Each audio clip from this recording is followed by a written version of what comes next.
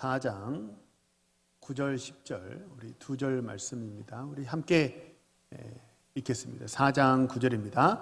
야베스는 그의 형제보다 귀중한 자라. 그의 어머니가 이름하여 이르되 야베스라 하였으니 이는 내가 수고로이 낳았다 함이었더라.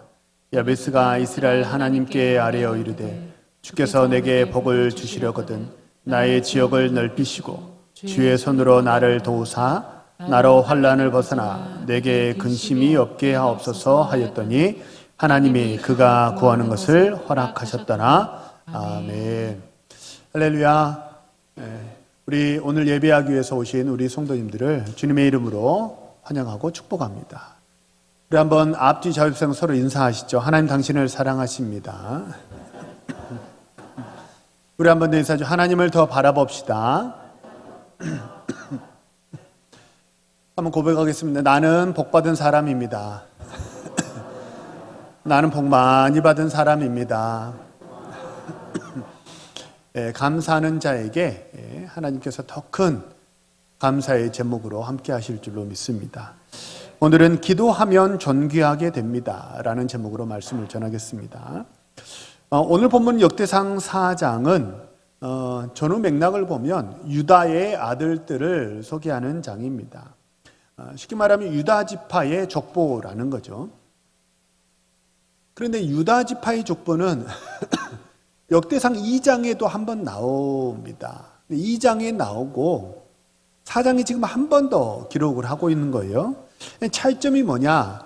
2장에 나오는 족보는 유다 지파 중에서 지도자들을 이렇게 기록해 놓은 족보가 2장의 족보입니다. 그래서 2장의 족보를 읽다 보면 우리가 꽤 이렇게 설교 시간에 들었을 만한 그런 이름들이 곧잘 이렇게 등장합니다. 근데 4장의 족보는 어떤 사람이냐면 지도자 그룹이 아니고 이렇게 평민들, 평범한 사람들의 족보를 4장에 기록했습니다. 자, 그러면 야베스라는 이름이 2장에 나오지 않고 4장에 그 이름이 있다는 것은 무슨 뜻일까요? 야베스가 그렇게 유다 지파 중에서 유력한 사람이 아니다. 그의 가문이 그렇게 지도자 그룹에 속해 있지 않았다라는 것을 의미합니다. 그렇지만 우리는 야베스라는 이름을 다 알고 있지 않습니까? 다 알고 계시죠? 들어는 보셨죠? 4장에 나오는 다른 사람들은 우리가 알지를 못합니다. 그런데 우리가 유독 야베스라는 이름을 우리가 기억하고 알고 있는 이유는 뭐냐면 야베스가 기도 하나를 통해서 그의 인생을 역전하고 바꾸었기 때문입니다. 우리도 마찬가지입니다. 우리는 모두 금수저가 아닙니다. 우리는 금수저도 아니고 뭐 더더군다나 다이아몬드는 더더군다나 아니죠. 우리는 유력한 가문의 출신이 아닙니다. 다들 우리는 평범한 사람들이 여기 모여 우리는 예배하고 있습니다. 우리는 모두 평범하지만 그래도 우리가 하나님 앞에 믿음으로 나아가서 기도하면 하나님 아버지께서 우리를 능력의 사람으로 위대한 사람으로 크게 들어서 하나님이 사용하실 줄을 믿으시기를 바랍니다. 먼저 구절을 살펴보면 야베스를 뭐라고 소개하냐면 그의 형제들보다 존귀한 자라 이렇게 소개를 해요. 야베스가 존귀한 사람, 그의 형제들보다 존귀한 사람이라는 말은 참 이상한 말입니다. 제가 앞서 설명드렸듯이 만약 야베스라는 이름이 2장에 기록되어 있다면 그의 형제들보다 다른 사람들보다 훨씬 더 존귀한 사람이라 유력한 사람이고 참 이름을 말하면 사람들이 다 알고 영향력 있는 사람이라 이렇게 말할 수 있을 거예요. 그런데 야베스 이름이 4장이 나오기 때문에 그의 형제들보다 존귀하다라는 말이 이게 사뭇 이상하고 어색한 표현이라는 거예요. 게다가 그 뒤를 보면 그의 어머니가 이름하여 야베스라 이름하였다 합니다. 대개 유대 사회는 아버지가 이름을 짓지 어머니가 이름을 짓는 경우가 없습니다. 아주 특별한 경우를 제외하고는 어머니가 이름을 짓지 않아요. 그 특별한 경우는 어떤 경우냐면 아버지가 부재하신 경우입니다. 아버지가 부재하셨을 때 어머니가 어쩔 수 없이 대리해서 이름을 짓는 거죠. 그러니까 어떠냐면 이 야베스의 이름을 어머니가 지었다라는 것은 우리가 추측컨대 무엇을 의미하냐면 아마도 야베스의 아버지가 야베스가 어렸을 때 태어났을 때 단명하지 않았나 이렇게 추측해 볼 수 있습니다. 게다가 야베스가 태어날 때 어떻게 태어났냐면 아주 난산이었습니다. 내가 수고로이 낳았다. 성경은 이렇게 말하거든요. 그러니까 아버지도 없는 상황에서 어머니 홀로 야베스를 아주 고생하면서 그렇게 낳았습니다. 그러니까 이 야베스라는 이름은 어떠냐면 결코 존귀한 이름이 될 수가 없어요. 생각 한번 해보세요. 아버지가 계시지 않으면 지금 21세기 지금 사회는 여성의 사회생활이 꽤나 많이 보장이 되어 있는 그런 세상입니다. 뭐 남성 상위를 지나서 여성 상위라고 말하는 게 오래전 일이잖아요. 여성의 리더십을 세상에서도 많이 인정합니다. 직장에서도 유능한 사람들이 여성인 경우가 상당히 많아요. 그러니까 아버지가 없어도 지금은 어떻게든 생계를 유지할 수 있지만 그럼에도 불구하고 아버지가 계시지 않으면 어떻게 생계를 유지하는 거지, 아버지가 계시지 않으면 경제적인 생활고가 있다는 것은 우리가 부정할 수 없는 사실일 거예요. 아버지가 계시지 않아서 어떠냐면 굉장히 생활적으로 경제적으로 어려움이 있었습니다. 그런데 어머니가 나를 되게 고생하면서 낳았어요. 이 모든 것을 다 종합해 보면 어떠냐면 이 야베스라는 이름은 고통을 연상시키는 이름이 되어야지 존귀한 이름이 될 수가 없어요. 그래서 이 존귀한 이름이라는 존귀한 자라고 하는 말이 상당히 어색하다는 거예요. 하지만 결과적으로 성경은 야베스를 존귀한 사람이라고 이렇게 이름 짓고 명명합니다. 왜냐하면 그는 기도의 사람이었기 때문입니다. 야베스가 아마도 처음 기도하는 것은 너무 세상 살기가 힘들어서 아마 그렇게 기도를 시작했을지도 몰라요. 아버지가 안 계시잖아요. 그러니까 이 어머니 혼자 이렇게 연명하는 것이 너무 힘들었고, 아마도 성경에 구체적으로 이 야베스에 대해서 더 이상 이야기하지 않으니까 알 수 없지만 충분히 우리가 연상할 수 있는 것은 야베스는 소년 가장이지 않았을까 싶기도 해요. 아버지가 계시지 않기 때문입니다. 어려서부터 다른 아이들처럼 밖에 나가서 마음껏 놀 수 있는 그런 여유가 없어요. 왜냐하면 시간만 나면 어디 가서라도 국어를 해와야 목구멍에 풀칠하고 그렇게 살 수 있는 그런 가정이었기 때문입니다. 너무나 생활이 힘들고 어려워서 그래서 아마 이 야베스는 기도를 시작했을 거예요. 하나님, 나 살기가 너무 힘들어요. 세상 살기 너무나 팍팍해요. 하나님, 나 좀 도와주세요. 전 절박한 마음으로 야베스가 그렇게 기도를 시작했을 거예요. 단지 그의 기도의 시작은 어려움에서, 생활고에서 그의 기도가 시작되었을지 몰라도 하나님은 그의 기도를 들으시고 그를 존귀한 사람으로 만드셨는 줄로 믿습니다. 우리도 마찬가지입니다.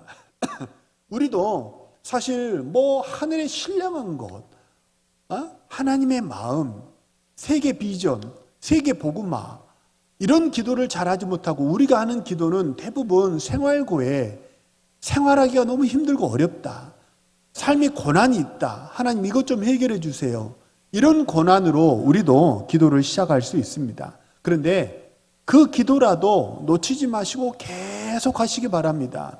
기도를 계속하시면 하나님이 기도하는 그 기도자의 입술을 반드시 주장하시는 줄로 믿으시기를 바랍니다. 기도하면요, 하나님이, 성령 하나님께서 그 기도하는 사람의 입술을 주장하세요. 그래서 기도하다 보면 어떻게 되냐면, 기도의 제목이 바뀌기도 하고, 기도의 내용이 바뀌기도 하고, 마음이 바뀌기도 하고, 이렇게 점점점 우리가 하나님의 마음으로 바뀌어가게 된다는 것입니다. 그래서 쉬지 말고 기도하시기를 소망하고 축복합니다. 그러면 하나님이 우리도 존귀한 사람으로 하나님께서 바꾸실 줄로 믿습니다. 조금 더 들어가서 그러면 야베스는 뭐라고 기도했는지 살펴보겠습니다. 먼저 야베스의 첫 번째 기도 제목은 무엇이었냐면 복에 복을 달라는 것이었습니다.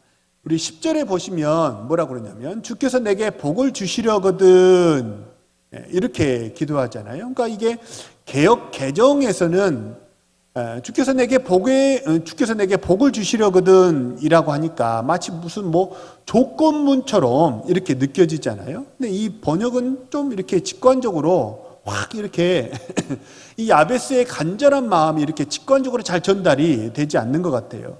아버지가 안 계시고 어머니 혼자 고군분투하면서 가정의 생계를 일구어 가고 있는 그 상황 속에서 그저 한가롭게 하나님 내게 복을 주실 수 있다면 복을 주세요. 그렇게 기도했을까요? 그러지 않았을 거예요. 굉장히 절박한 마음으로 마치 야복강에서 이 야곱이 하나님의 바짓가랑이를 붙잡고 나 좀 축복해 주세요라고 하는 것처럼 목청이 부르짖어라고 기도하지 않았을까요? 그러니까 이 번역은 조금 어색해 보이고 오히려 우리가 이전 성경 개역 한글에서는 이것을 뭐라고 번역했냐면 주께서 내게 복에 복을 더하사라고 그렇게 번역을 했거든요. 그 번역이 훨씬 더 와닿는 것 같아요. 한 번의 복으로는 안 되는 거예요. 너무 삶이 힘들고 어렵기 때문에 하나님께서 내게 복에 복을 더하여 주십시오라고 이게 두 번 반복하는 것은 강조이고 간청이고 열정이고 열망이고 그런 의미잖아요. 그러니까 이 복에 복을 더하사라는 말이 훨씬 더 우리에게 마음에 와닿는 간절함의 표현인 것 같아요. 아니 목사님 그러면 복에 복을 달라고 그러지 세상에 그 누가 하나님께 복 안 주셔도 됩니다. 이렇게 기도하는 사람이 세상에 어디 있겠습니까? 이렇게 생각하실 수 있잖아요. 근데 사실 의외입니다. 의외로 하나님의 은혜와 축복에 대해서 이렇게 시큰둥한 사람이 교회 안에 있는 성도들 중에서도 의외로 많다는 사실을 혹시 알고 계십니까? 한번 나 자신은 다른 사람은 제외하고 나 자신을 한번 생각해 보세요. 하나님, 나 정말 죽겠어요. 내가 연봉을 얼마나 받든지, 내가 집이 몇 채이든지, 내가 어떤 삶을 살고 있든지 아무 상관이 없어요. 그런 조건과 내 상황과는 아무 상관없이 하나님께서 나를 복 주셔야 됩니다. 하나님 나 복 주시지 않으면 나 살 수 없어요. 숨이 막혀서 살 수 없어요. 라고 언제 기도해 보셨어요? 그렇게 간절하게 피를 토하는 심령으로 한번 기도해 보신 게 도대체 언제입니까? 대부분 많은 성도님들이 하나님 은혜에 대해서 대부분 많이 시큰둥합니다. 있으면 좋고 아니 뭐 없으면 뭐 내가 열심히 살아야죠. 이런 마음이 많다는 거예요. 누가 그랬습니까? 성경에 보면 에서가 그랬습니다. 에서는 팥죽 한 그릇으로 장자의 축복을 바꿨거든요. 에서가 팥죽 한 그릇으로 장자의 축복을 바꿨다. 이 마음의 상태가 어떤 상태냐면 지금 나는 배고파 죽겠다는 거예요. 그러니까 나의 지금 당장의 배고픔은 당장 어떻게 해결할 수가 없어요. 그래서 저 팥죽이 필요한 거예요. 하지만 내 인생에서의 문제는 어떻게 할 수 있다는 거예요? 이 팥죽 한 그릇으로 내가 먹고 힘이 나기만 한다면 얼마든지 내가 해결할 수 있어. 라는 그런 마음이 팥죽 한 그릇으로 장자의 축복을 바꾼 거예요. 내 인생 내가 알아서 할 수 있는데 지금 나는 이게 필요해. 그러니까 장자의 축복이 그렇게 별로 이렇게 가치 있게 느껴지지 않는 거죠. 에서는 어떠냐면 하나님의 축복이 있으면 좋아요. 있으면 좋은데 뭐 없으면 어쩔 수 없지. 이런 아주 그냥 좀 이렇게 제3자적인 그런 객관적인 그런 마음이 그의 마음이 있었습니다. 그 제가 언제 수요기도 때인가요? 한번 말씀드렸는데 이 객관적이라는 말이 좋기도 하지만 안 좋기도 해요. 객관이라는 게 뭐냐면 한자로 보면 손님 객자의 볼관자예요. 그러니까 손님의 관점으로 보는 것이 객관입니다. 그러니까 모든 것을 객관적으로 본다는 것은 냉철하게 본다라는 그런 의미도 되지만 책임지지 않는 마음이 객관입니다. 왜냐하면 손님의 마음이기 때문에 그렇다는 거예요. 이 에서의 마음은 내가 이거 없으면 살 수 없어요. 그런 마음이 아니고 아주 객관적인 마음입니다. 있으면 좋고 없으면 어쩔 수 없죠. 이런 마음이에요. 근데 반대로 에서는 이렇게 좀 대면하고 시큰둥한 그런 마음이지만 장자권을 뺏어갔던 야곱은 어떻습니까? 목숨 걸었어요. 이 하나님의 축복에 목숨을 걸었던 사람이 야곱입니다. 이 야곱은 내 것을 다 주고서라도 무슨 수를 써서라도 하나님의 축복이 내 인생에 필요합니다. 이런 마음을 가졌던 게 야곱의 마음이에요. 그래서 사실 좋지는 않습니다. 좋지는 않은데 속임수를 써서라도 저 축복을 갖고 싶었던 거예요. 그리고 앞서 말씀드린 대로 야복강에서는 하나님의 사람과 하나님과 그렇게 씨름을 하다가 환도뼈가 고관절이 골절이 되었거든요. 그럼 하나님의 사자가 가려고 하니까 어떻게 했어요? 하나님의 사자의 옷자락을 붙잡고 주께서 나로 축복하시지 않으면 가게 하지 않겠습니다. 그런 아주 절박한 마음으로 하나님의 축복이 있어야 내가 살 수 있어요 라는 그런 마음을 가지고 있었기 때문에 결국 야곱은 어떤 사람이 되었습니까? 12지파의 조상이 되었는 줄로 믿습니다.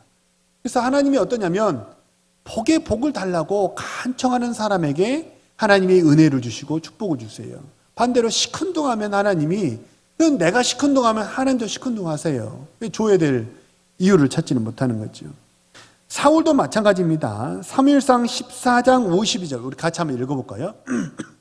14장 52절입니다. 시작. 사울이 사는 날 동안에 블레셋 사람과 큰 싸움이 있었으므로 사울이 힘센 사람이나 용감한 사람을 보면 그들을 불러 모았더라. 사울은 평생에 어땠냐면 힘센 사람과 용맹한 사람을 불러 모아서 군대를 조직했습니다. 이 말이 어떻게 들리세요? 힘센 사람, 용맹한 사람 불러 모은 게 잘못입니까? 잘못이라고 할 수 없죠. 근데 뭐가 잘못이냐면 사울은 하나님의 사람과는 싸우고 척을 졌습니다. 멀리 했어요. 사무엘하고 싸워가지고 사무엘도 사울의 얼굴을 보지 않고 사울도 사무엘의 얼굴을 보지 않잖아요. 그러니까 하나님과는 척을 지고 하나님과는 멀어졌다는 거예요. 하나님과는 멀어졌는데 세상적으로 실력 있는 사람은 자꾸 가까이 했다는 거예요. 내 주변에 어떤 사람이 포진되어 있고 어떤 사람을 가까이 하십니까? 세상적으로 유력한 사람은 가까이 하시고 하나님을 멀리 하시는 그런 잘못을 범하지 않으시기를 소망합니다.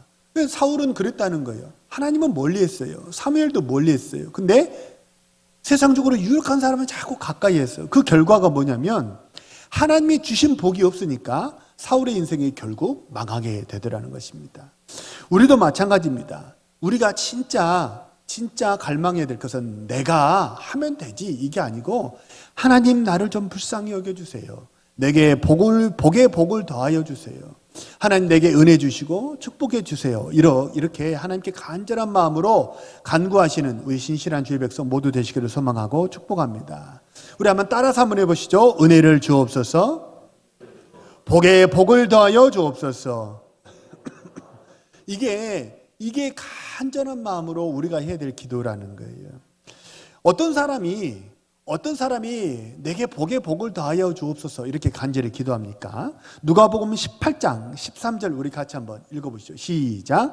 세리는 멀리 서서 감히 눈을 들어 하늘을 쳐다보지도 못하고 다만 가슴을 치며 이르되 하나님이여 불쌍히 여기소서 나는 죄인이로소이다 하였느니라. 어떤 사람이 하나님께 복 달라고 기도하고 어떤 사람이 하나님께 은혜 달라고 기도합니까?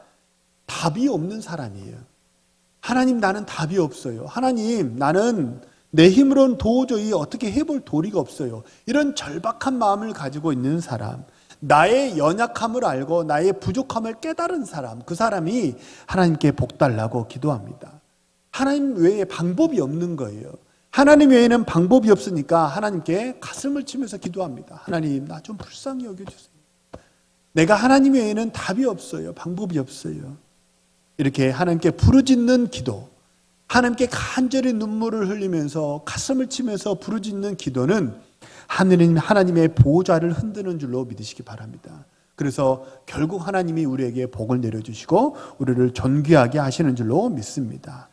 우리 바라고 소망합니다. 이 시간 예배하는 우리 모든 사랑하는 성도님들, 하나님의 은혜를 목마른 마음으로 타는 듯한 갈망으로 간구하시기를 소망합니다. 다른 그 무엇보다 내가 월급날을 봉급날을 기다리는 그 마음보다 하나님의 은혜의 담배를 더 사모하시고 소망하시기를 축복합니다. 그래서 복이 더하여지는 그런 은혜와 축복을 누리시는 우리 신실한 주의 백성 모두 되시기를 소망하고 축복합니다. 두 번째 야베스의 기도의 제목은 지경을 넓히시고 환난과 근심을 벗어나게 해달라는 기도였습니다. 우리 인생이 복이 있으려면 어떻게 되냐면 부어주시는 복도 있어야 합니다. 하지만 어떤 복도 있어야 하냐면 막아주시는 복도 있어야 됩니다. 만약 한 달에 1,000만 원을 봉급을 받더라도 사고와 질병으로 나가는 돈이 1,500만 원이라면 그 사람의 인생은 플러스예요, 마이너스예요? 마이너스죠. 아무리 내가 많이 부음을 받더라도 나가는 게 훨씬 많잖아요. 그러면 적자 인생이 된다는 거예요. 고난받는 그런 인생이 된다는 거예요. 그래서 아무리 하나님이 부어주시더라도 그 복이 어디론가 줄줄줄 새버리면 그러면 어떻게 되냐면 고난의 인생이 됩니다. 그래서 하나님께 막아주시는 복을 달라고 기도하시는 우리 성도님들 되시길 바랍니다. 막아주시라. 하나님 내게 환난을 면케하여 주옵소서. 이 기도 조금만 더 들어가 보면 어떤 의미냐면 환난 자체를 막아달라는 그런 의미도 되지만 환난이 혹시 내게 오더라도 내게 닥치는 환난을 하나님 이길 수 있게 해주십시오 라는 그런 의미가 그 안에 들어있습니다. 인생은 마치 복싱과 같습니다. 복싱은 어떠냐면 많이 때려야 이기는 거잖아요. 그죠? 내가 저 사람보다 결정타를 많이 때려야 이기는 게 복싱입니다. 그런데 복싱은 아무리 내가 많이 때리더라도 한 대도 안 맞을 수는 없는 거 아닙니까? 그죠? 복싱이라는 경기는 결코 한 대도 안 맞고 진행할 수가 없는 경기예요. 우리가 사는 세상과 같아요. 아무리 내가 열심히 살아서 잘 만반에 보험도 들고 또 이것저것 다 설계해가지고 방어막을 다 2중 3중으로 쳐놨더라도 내가 생각하지 못했던 곳에서 사고와 사건이 발생하지 않습니까? 그렇다는 거예요. 그래서 한 대도 안 맞고 세상 살 수가 없어요. 그런데 만약 내가 10대를 때렸더라도 단 한 대 맞고 그러기 상태로 KO가 되어버린다면 그거 어떻게 금메달 따겠습니까? 그거 어떻게 세상을 살겠습니까? 내가 아무리 잘해도 딱 한 번의 고난에 내가 쓰러지고 넘어져 버린다면 그러면 세상 살기가 너무 힘든 건 아닙니까? 그렇죠? 그래서 어떠냐면 우리는 맷집이 있어야 됩니다. 맷집이. 그래서 복싱 선수들도 막 이만한 묵직한 공으로 복근도 단련하고 안면도 이렇게 엄청 막 단련하고 한다고 그러잖아요. 얼마 전에 그 복싱하는 사람들 이렇게 어디선가 이렇게 이야기를 들어보니까 어떠냐면 안면은요 웬만큼 맞아간 이유는 타격감이 그렇게 많지 않대요. 왜냐하면 하도 맞으니까 안면 쪽은 우리가 안면은 되게 금방 이렇게 상할 것 같잖아요. 복싱 선수는 들어보니까 이렇게 한 대, 두 대 이렇게 안면을 이렇게 쥐어 터져 가지고는 이렇게 통증이 오래 가지 않는다고 그래요. 맷집이 있는 거지요. 제가 소망하고 축복하겠습니다. 아멘으로 받으시기 바랍니다. 우리 사랑하는 이 시간 예배하는 우리 모든 성도님들 삶 속에 환난과 근심이 없기를 소망하고 축복합니다. 그런데 혹시 세상 살다가 어려움을 당하셨더라도 그 어려움 한 방에 내가 쓰러지고 넘어지는 그런 인생이 아니라 넘어지더라도 다시 일어나서 그것을 이겨내시는 우리 신실한 주의 백성 모두 되시기를 소망하고 축복합니다. 잠언 24장 16절 우리 같이 한번 읽어보죠. 시작. 대저 의인은 7번 넘어질지라도 다시 일어나려니와 악인은 재앙으로 말미암아. 성경에서 말하는 의인은 어떤 사람이냐면 착한 일 많이 하는 사람을 성경은 의인이라고 하지 않아요. 야곱은 거짓말도 많이 하고 사기도 쳤잖아요. 하지만 성경은 야곱을 의인이라고 말합니다. 이유가 뭐냐면 성경에서 말하는 의인은 어떤 사람이냐? 하나님이 그 속에 있으면 의인이에요. 하나님 의지하는 사람이 의인이라는 거예요. 반대로 악인은 어떤 사람일까요? 하나님 없는 사람이 악인이에요. 하나님 의지하지 않는 사람이 악한 사람이라는 거예요. 하나님 의지하는 사람은 어떤 삶을 살게 되느냐? 7번 넘어져도 다시 일어난다는 거예요. 한 방에 쓰러지고 넘어져서 KO 되는 인생이 아니고 넘어져도 다시 일어나고 쓰러져도 다시 일어나는 그런 오뚜기 같은 인생이 하나님의 자녀들의 인생인 줄로 믿으시길 바랍니다.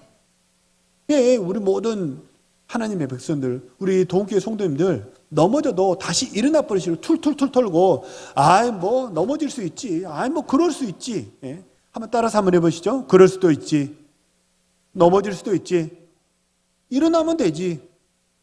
약간 여기는 저 톤을 좀 높이셔야 돼요. 일어나면 되지. 약간 시크하게 하셔야 되니까 톤을 좀 높이. 일어나면 되지. 다시 하면 되지. 못할 것도 없지. 임채선 집사님이지. 제가 사실은 되뇌었던 이야기예요. 제가 그 부교체 생활하던 중에 굉장히 엄한 목사님 밑에서 신앙생활을 했었는데, 심지어 그 교회에서는 1년 못 버티고 나가는 부목사들이 부지기수였고, 심지어 한 달 만에 나가는 사람도 부지기수였습니다. 굉장히 힘들고 어려운 교회였어요. 그 교회에 제가 있으면서 제가 스스로 하나님께 기도하면서 늘 했던 얘기예요. 그 교회는 목사님이 아주 엄했고 사역도 굉장히 많았어요. 제가 주일날 주일 새벽부터 시작해서 저녁 9시 원래를 다 마치기까지 먹은 게 딱 김밥 한 줄이었을 때가 엄청 많았어요. 밥 먹을 시간도 없을 정도로 찬양팀, 청년부, 새가족팀, 교구 사역이 너무 많아서 김밥 한 줄로 버텼을 때가 많거든요. 너무 힘들었어요. 그때 제가 마음속으로 늘 외쳤어요. 이 감정에 집중하면 뭐가 올라오냐면 자기 연민이 올라옵니다. 자기 연민은 믿음의 삶을 살게 하지 못해요. 우리를 나약하게 만들고 쓰러지게 만들어요. 자기 연민에 빠지면 안 돼요. 무엇에 집중해야 되냐면 하나님이 나를 붙드시는 그 하나님의 언약에 집중하시기를 소망하고 축복합니다. 하나님의 권능의 손에 집중하시기를 소망하고 축복합니다. 그러면 어떻게 되느냐? 못할 것도 없지. 왜요? 내가 강해서가 아니에요. 나를 붙잡고 계시는 하나님이 계시기 때문입니다. 그래서 우리가 다 할 수 있다는 거예요. 예? 다 할 수 있다는 거예요. 근데 못할 것도 없지. 근데 이 모든 반복했던 말 앞에는 빠져있는 괄호가 하나 있어요. 그게 뭐냐면 하나님이 함께 하시니까, 하나님이 붙드시니까 못할 것도 없지. 하면 되지. 이런 마음이 있다는 거예요. 한 방에 이렇게 쓰러져 버리는 그런 인생이 되지 마시고 오뚜기가 되시길 바랍니다. 예수님의 제자들, 사도들 한번 보세요. 사도들은 어땠냐면 한번 되게 넘어졌습니다. 언제 넘어졌죠? 예수님이 십자가에 못 박히실 때 전부 다 배신하고, 배신은 했다고 말하지 않더라고요. 요즘에는 배신은 뭐라고 그래요? 때렸다고 얘기를 하더라고요. 배신? 때린다 그러잖아요. 배신했다 하잖아요. 예수님을 배신 때렸단 말이에요. 뒤통수를 쳤어요. 그리고 심지어 베드로 같은 경우는 어땠냐면 저주하면서 부인했어요. 그러니까 내가 다른 사람 다 주님을 떠나더라도 나는 주님을 버리지 않을 겁니다. 큰 소리 빵빵 쳤던 베드로가 어땠냐면 배신 때렸어요. 게다가 저주했어요. 그리고 빌라도의 관정에서 예수님과 눈이 마주쳤잖아요. 눈이 마주쳤어요. 그 저주했던 목소리가 상당히 컸던가 봐요. 내가요? 아이고, 내가 저런 사람하고 같이 한다고요? 아이고. 너무 베드로의 부정하는 목소리가 컸던지 주님과 눈이 마주쳐가지고 베드로가 자책했어요. 되게 넘어졌단 말이에요. 하지만 그 넘어졌을 때 그들은 숨었습니다. 모든 제자들이 숨어들었어요. 어디로 숨었어요? 골방에 숨었어요. 근데 성령이 임하고 나니까 골방에 숨어있던 제자들이 어디로 갔어요? 제가 오후 예배 시간에 한번 설교했는데 골방에서 어디로 갔어요? 다락방으로 갔죠. 다락방은 뭐 하는 곳이에요? 기도하는 곳이에요. 다락방에서 성령 받으니까 어디로 갔어요? 광장으로 갔죠. 광장은 뭐 하는 곳이에요? 복음을 전하는 곳이에요. 광장으로 갔던 그들이 또 어디로 갔어요? 온 세상으로 다 터졌잖아요. 한 번 되게 넘어졌습니다. 예수님의 제자들도 한 번 되게 넘어졌는데 한 번 넘어져서 KO 된 게 아니고 기도하고 성령 받아가지고 어떻게 된 거예요? 다시 일어났어요. 그래서 골방에서 다락방으로, 다락방에서 광장으로, 광장에서 온 세상으로 퍼져가지고 주의 복음을 증거하는 담대한 사도들이 다시 되었다는 거죠. 지경이 넓혀진 거예요. 야베스의 기도처럼 어떠냐면 이 고난을 이겨내면 지경이 넓어지게 될 줄로 믿으시길 바랍니다. 거꾸로 말하면 하나님 내 지경이 넓혀주세요. 난 지경이 넓어지길 원합니다. 기도하면 하나님 우리에게 뭘 주실까요? 고난을 주세요. 왜요? 지경이 넓어지는 것은 고난을 통과해야만 그 지경이 넓어지기 때문입니다. 바라고 소망합니다. 한 번 맞더라도 한 방 큰 거, 어퍼컷 한 방 맞았다고 해서 쓰러지고 넘어져 버리지 마시고 넘어져도 다시 일어나시고 실패했더라도 다시 도전하시는 오뚜기 인생 모두 되시기를 소망하고 축복합니다. 내가 의지가 강해서가 아니에요. 내 안에 계신 성령님이 계시기 때문인 줄로 믿습니다. 기도의 수준이 곧 나의 수준입니다. 기도가 넓어지면 내 지경도 같이 넓어지게 됩니다. 기도가 깊어지면 나도 깊이 있는 사람이 되고요. 기도가 영적이면 내가 어떤 사람이 됩니까? 존귀한 사람이 될 줄로 믿습니다. 상황이 좋지 않더라도 야베스처럼 하나님께 믿음으로 간구하심으로 상황을 뒤집어 버리는 우리 신실한 주의 백성 모두 되시기를 소망하고 축복합니다. 우리 주신 말씀을 놓고 한번 합심해서 동성으로 기도합니다.